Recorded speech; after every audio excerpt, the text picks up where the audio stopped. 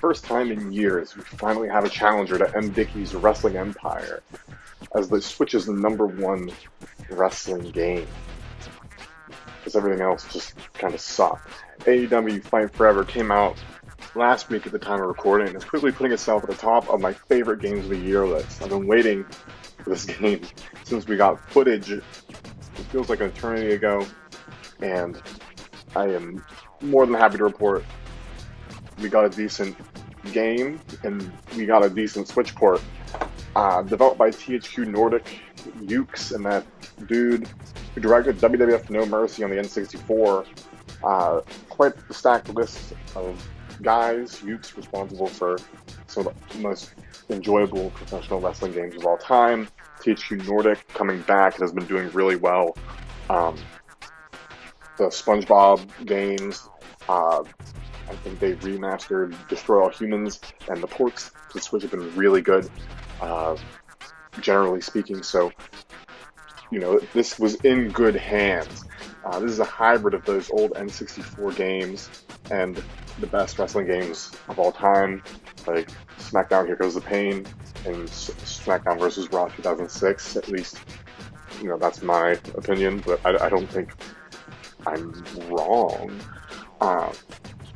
With a roster of favorites from way in the past, and the present, we got a really good spread of wrestlers to work here.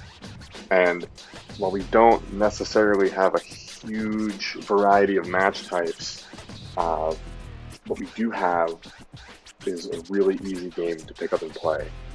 This is perfect for Nintendo Switch.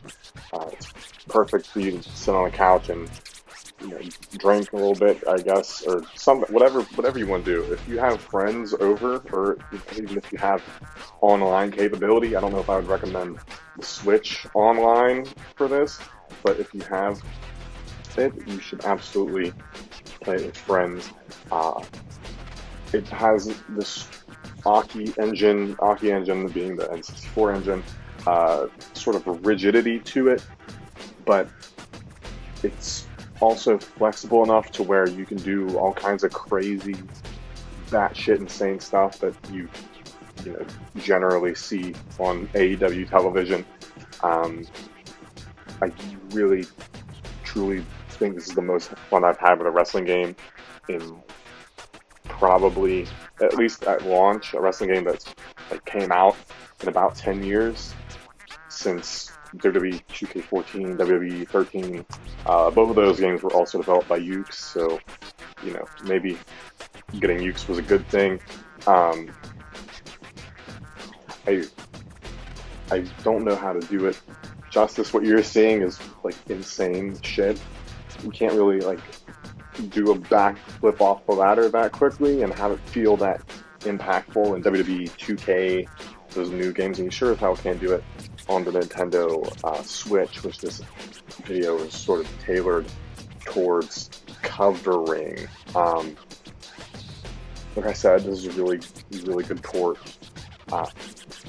If there's some stutters, there's some wait times that are a little long. The textures in some areas are a little lackluster, which is strange. But the t-shirts and stuff, entrance jackets, don't really look the best. Same with the pyro. You can trigger a pyro and it flames the entrance, and that's pretty cool. But obviously, it's here or there. But that's more of a Switch problem. You wouldn't really get it elsewhere. The cause are also pretty limited. As you see here, I made Monty Brown, TNA 2004-5. I think it's a pretty good call, but the call system is really limited. The game is a little buggy, as demonstrated by this clip. I just thought it was funny. I figured I'd throw it in here. But you do the best with what you can. I think there's a lot of disappointment in these regards because it is 2023. But I feel like the developers weren't really thinking about the creation being that big of a piece of it. people wanted a game that played like the N64 games, and that's what we got. You can still make fun stuff. You can still have like Golden Freddy and the Jolly Green Gak of oniongrass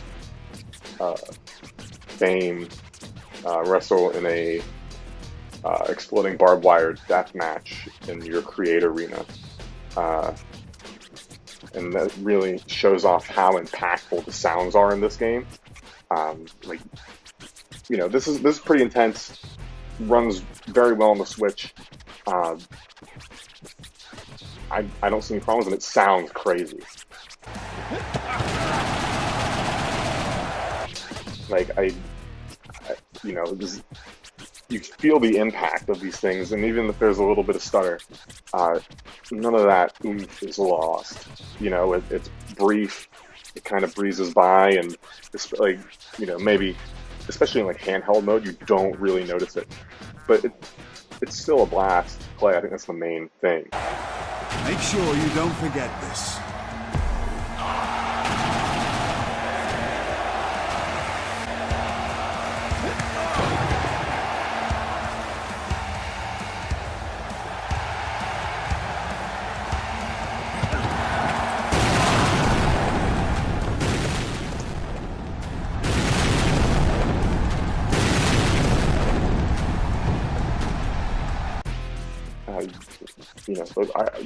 You're looking at those. I don't see much wrong with it. It's fun. There's shit to record. You can do all kinds of stuff. I mean, within reason. But Road to Elite is where the bread and butter's at.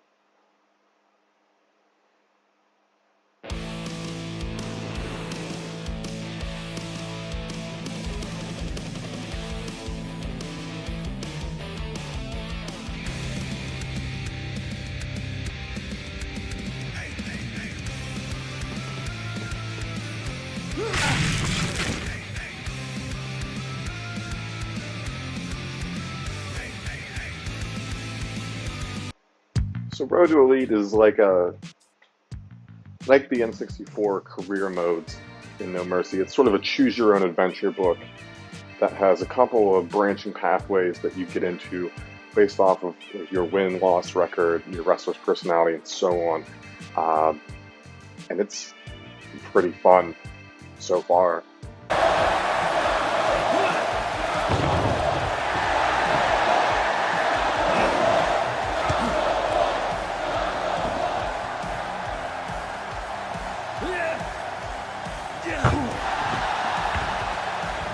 You can create your own character, or you can pick any member of the AEW roster.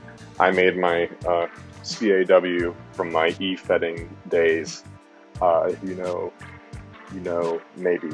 But there's a lot of pretty fun cutscenes, really kind of showing off. It's written to show off the television characters' personalities, especially when you're talking to them. Not necessarily as much when you're talking as them. The dialogue is a little generic, but I guess that is sort of to be expected. And a lot of these dialogues have impacts. So you end up in matches or with teammates that you normally wouldn't.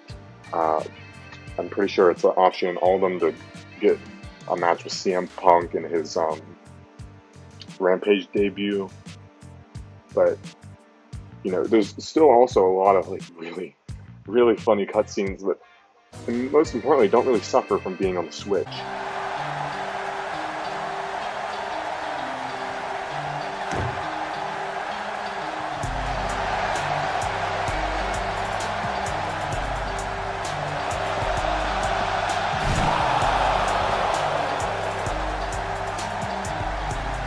My favorite story so far is, teaming up with Darby Allin, who just kind of throws himself at shit all the time. Kind of like Jeff Hardy, if you ever watched WWE, TNA, I guess, even. And everything that you do has, like, repercussions. So, you hit the coffin drop on Eddie Kingston, and he was teaming with Jon Moxley in that fight, so you go to a press conference, Jon Moxley challenges you, you go in, you fight him. I didn't take clips of that, but I beat his ass. Sometimes you just you'll fight your tag team partner, you fight, like I'm fighting Darby here, throwing him around, but it's that sort of variation that gives it a good bit of replay value. But I think there are some issues in areas where the game lacks, and luckily we're in the era of like online downloads, so I think fix the texture issues, add a little more of the call suite, maybe add a couple more storylines, and I think this is a 10 out of 10 all-timer game. Pick it up if you can. 1,